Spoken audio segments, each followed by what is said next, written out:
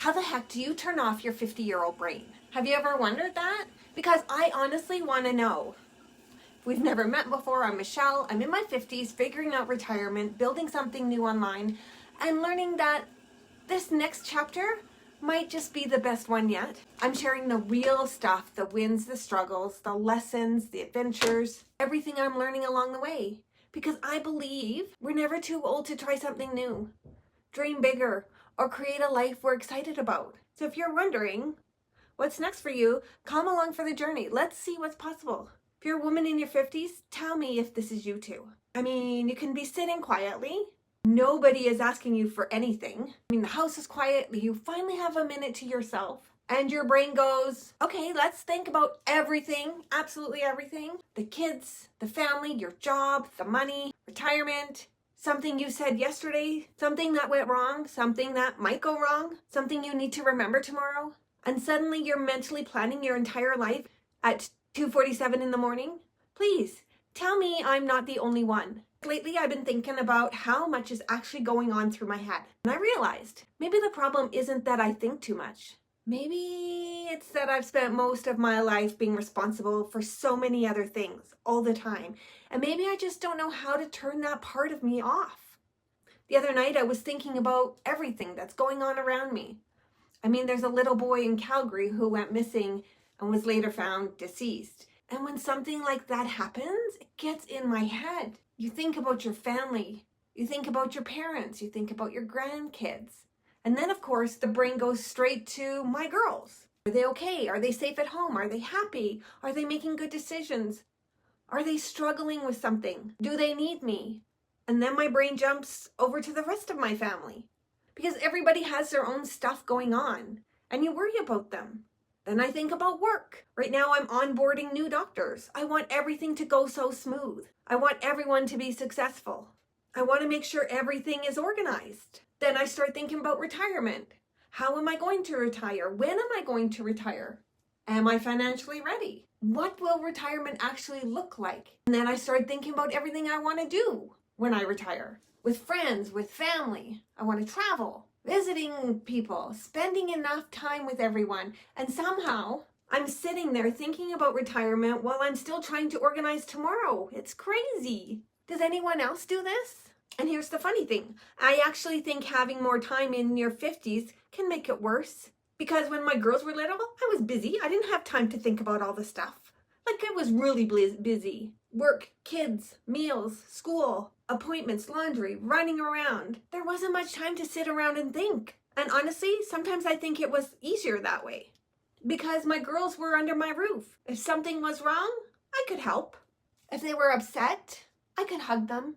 If they had a problem, I could help them figure it out. If they needed something, I was right there. I could see them. I knew where they were. I knew they were safe. I knew they were okay. And now they're grown up. And that's a whole different kind of motherhood. Because you still care so much, but you can't fix things anymore. And I'm still learning that one. Because my first instinct is always, how can I help? What can I do? And sometimes people don't need me to fix it. They just need me to listen. And that I'm having a hard time learning. Then there's the people-pleasing part of me. I spent a lot of my life trying to make sure everyone else was okay. Did I hurt somebody's feelings? Did I forget something? Did I spend enough time with them? Should I have called them? Should I have gone? Should I have helped? Should I have done more? And I think a lot of women in their 50s were raised to be that way. Be helpful, be nice, take care of everyone, keep the peace, be strong, be the one everyone can count on. And we became really good at all this. Maybe a little too good. Because now we're exhausted.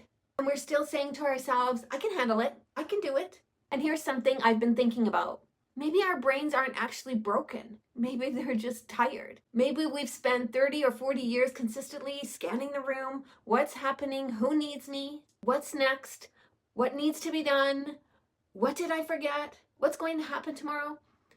And even when life gets a little quieter, our brains don't necessarily get the memo. So we lie down at night and our brain says, perfect. Now that we're finally quiet, let's review everything. And that's when the 3 a.m. thoughts show up. And if you've ever woken at 3 a.m., you know exactly what I'm talking about. You wake up, maybe something went wrong that day before, Maybe you had a difficult conversation. Maybe something happened at work. Maybe you worried about one of your kids. Maybe you have a financial decision you're thinking about. Suddenly your brain is wide awake. You tell yourself, just don't think about it. Just go back to sleep. Which of course means you're going to think about it more. You replay the conversation in your head over and over. You think about what you should have said. You think about what you could do tomorrow. Then maybe you remember something completely unrelated. And now you're thinking about that. And suddenly you're planning your retirement at 3:17 a.m. Now I've heard all the things. Take magnesium before bed. Take ashwagandha before bed. Turn off your phone. Meditate. Write in your journal. Just write it down. Don't drink coffee too late. Take deep breaths. Just shut your eyes. And hey, some of those things might help. I've tried a few. But I think there's a bigger question underneath all of this. Do we really need to carry absolutely everything? Because maybe that's the part we need to work on. Not turning our brains off, but learning what actually belongs in our heads and what doesn't. I need to realize I don't need to solve every problem my adult children have. I don't need to make everybody happy. I don't need to have an answer for everything. I don't need to fix every uncomfortable situation. I don't need to know exactly what retirement will look like 5 to 10 years from now. And I definitely don't need to solve tomorrow's problems at 3 a.m. Because here's the thing. If I can't do anything about it right now, maybe I can put it down for tonight. Maybe tomorrow me can figure it out, can deal with it. And honestly, tomorrow me has handled a lot. She'll probably figure it out. I also think we need to give ourselves permission to admit that we're tired. Because sometimes I want to help everybody. I generally enjoy helping people. It's part of who I am, and it always has been. But sometimes I don't want to. Sometimes I just want to sit on the couch, drink my coffee, watch something silly on TV, go for a walk, do absolutely nothing, scroll on my phone, and not feel guilty about it. And maybe that's something women in their 50s need to learn. Rest doesn't mean you're selfish. Not fixing something doesn't mean you don't care. And saying I can't do that today doesn't mean you're letting somebody down or yourself. Because I don't think being a mom ever really ends. Even when they're grown, you still worry. You still care. You still want to protect them. You still want to make their lives easier. You still want to call and say, are you okay? Do you want to chat? But maybe your job changes. Maybe when they're little, we hold their hands. And when they're grown, we learn how to let go of the hand without letting go of the love. That's the big difference. That's a hard one to learn. I'm still figuring this out. So, if you're a woman in your 50s and your brain feels like it has 47 tabs open, I just want you to know you're not alone. Maybe you're thinking about your kids. Maybe you're thinking about your parents. Maybe you're worried about money. Maybe you're thinking about retirement. Maybe you're trying to figure out who you are now that life has changed. Maybe you're just exhausted from being the person everyone counts on. And maybe tonight, instead of trying to solve everybody's problems, everything, we just give ourselves permission to put some of it down. Not forever, just for tonight. Tomorrow is still going to be there. And hopefully, we'll have a little more energy to deal with it. So let me know in the comments, does your brain ever shut off? Or are you lying awake at 3 a.m. planning your entire life too?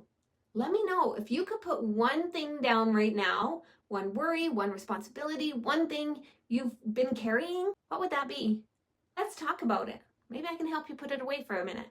Because I have a feeling there are a whole lot of women sitting awake at 3 a.m. thinking they're the only ones. And they're not.